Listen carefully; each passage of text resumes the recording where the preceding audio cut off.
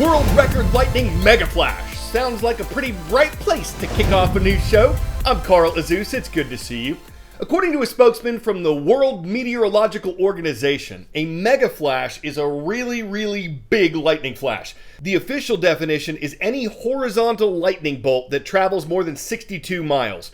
But the record-breaking megaflash that the WMO just announced was a little bit bigger. This bolt covered a distance of roughly 477 miles, and it struck across a path from Texas to Louisiana on April 9th, 2020.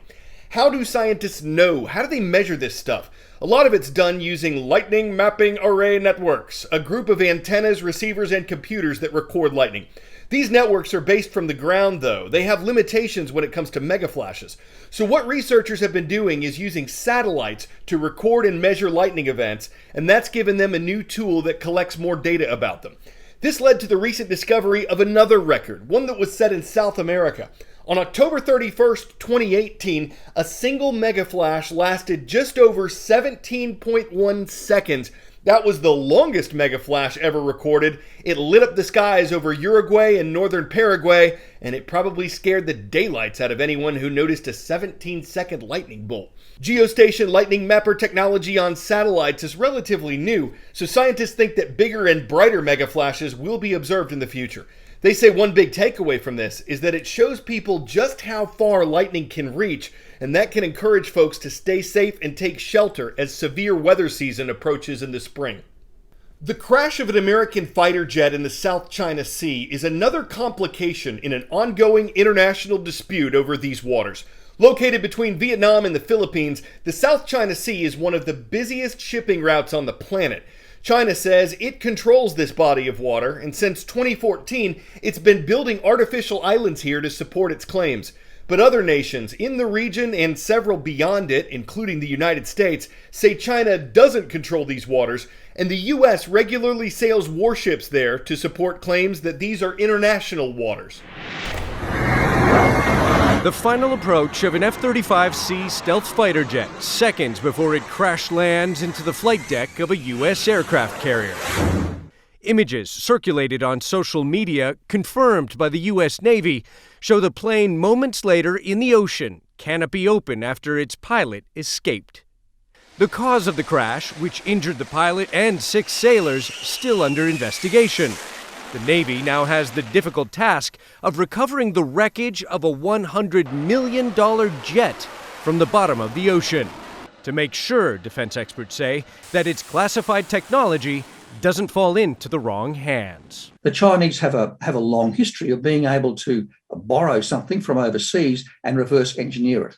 So that this would certainly be a gold mine as far as that goes. The crash occurred here in the South China Sea, a heavily trafficked body of water that Beijing claims almost all for itself. And this is where 2 American aircraft carriers are currently operating, accompanied by more than 100 warplanes and at least 10 other warships, an unmistakable demonstration of U.S. naval power to both allies and rivals in Asia. It is a powerful reminder that the Indo-Pacific is of central strategic importance to the Biden administration. It's about signaling to other competitors in the region, most notably China, that the United States' credibility should not be taken lightly. The Chinese Foreign Ministry says it's not interested in the crashed plane. A spokesman urged the U.S. to contribute more to regional peace, rather than flexing force at every turn. But Chinese state media did some gloating, saying the crash exposed U.S. exhaustion at containing China. Experts predict it will take several weeks for the U.S. Navy to recover this expensive wreck from the bottom of the sea. Ivan Watson, CNN, Hong Kong. 10-second trivia. Which of these sports made its Olympic debut in the 1920 Summer Games? Ice hockey, cycling, curling, or fencing? Ice hockey was first played in the 1920 Summer Games and moved to the first Winter Olympics in 1924. Women's ice hockey was added to the Olympics in 1998, and at every tournament since then, the gold medal has gone to either Canada or the United States. After an American victory in '98, Canada won 4 Olympics in a row from 2002 to 2014, but the U.S. is the defending champion from the 2018 Games in South Korea. One of the players on America's current Olympic team was born just across the St. Mary's River from Canada. Hockey is in her blood. It's made me who I am today, playing with the guys and having to be tough and not let things get to you. Have to always be proving people wrong because people don't think you're tough enough to play with the boys or good enough to play with the boys until they really see it. She does have a chip. She's always had, even in boys hockey, she had a little edge to her. She stood up for herself, and biggest challenge was just trying to find a place for her to change a lot of these rinks. No one had women's locker rooms. She was in closets. When you're younger, especially back in the day, I would look at players and I would think, I want to be in the NHL. But there wasn't an NHL for girls like me, especially at the time. And I was sitting there, I was like, well, what else can I do? And then all of a sudden you see these amazing U.S. hockey players on the Olympic stage doing their thing. And I'm like, yeah, that's my dream. That's the highest you can go in hockey, and that's the team I want to be on. My dad was a hockey coach growing up. My mom wanted me to be in figure skates. I hated them. So I basically forced my way out of the figure skates and into hockey skates because I just wanted to be like my dad and like his players. She was generally interested in everything from the equipment to how the guys dressed, what sticks they used, and all the little things they would do with pucks on the ice. And so it was great to have her around. For him, it was all about having fun. He was never trying to make me the best hockey player in the world. I think he just knew I loved it and wanted me to be exposed to it, and built the ice rink so I could have fun with my friends. And I think that's where a lot of my skill and my talent really comes from, is just all those years having fun in the backyard.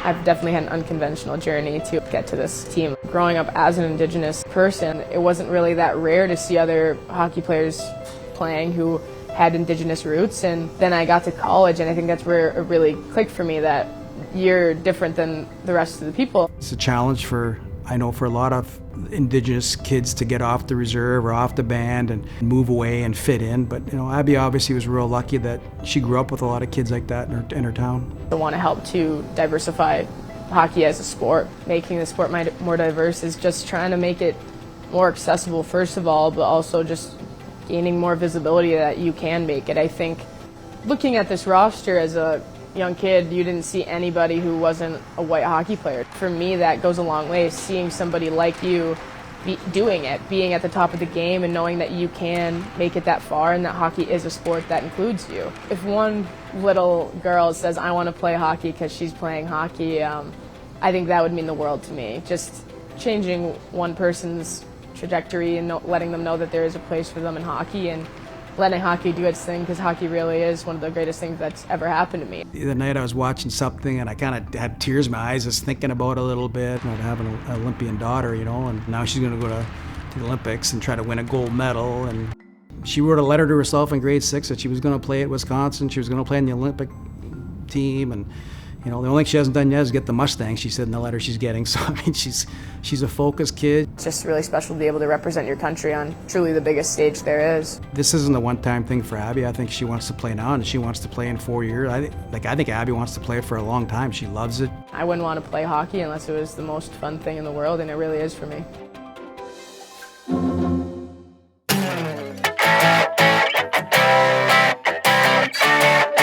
As of yesterday afternoon, the cheapest seats you could buy for Super Bowl 56 were selling for $7,000 each. The average price was around $10,000 or more, and the cost could go even higher in the coming days. That makes this the most expensive Super Bowl ever for tickets. The Cincinnati Bengals have never won a championship. The city of Los Angeles, California hasn't hosted a Super Bowl in 30 years, and it's a huge metropolitan area where prices are expensive anyway. So those are all factors in ticket prices. So the prices are super. It's almost unbelievable for some fans in the stands. It's almost unachievable, and their bankers may block them, saying it's out of bounds for them to draw down accounts just to see some touchdowns. But if you've received a raise and can foot the bill for football, hike your budget and you make the call. I'm Carl Azus. Want to give a shout out to all the homeschoolers watching today. We know you represent a growing part of our audience, and we're thankful for you and everyone viewing CNN.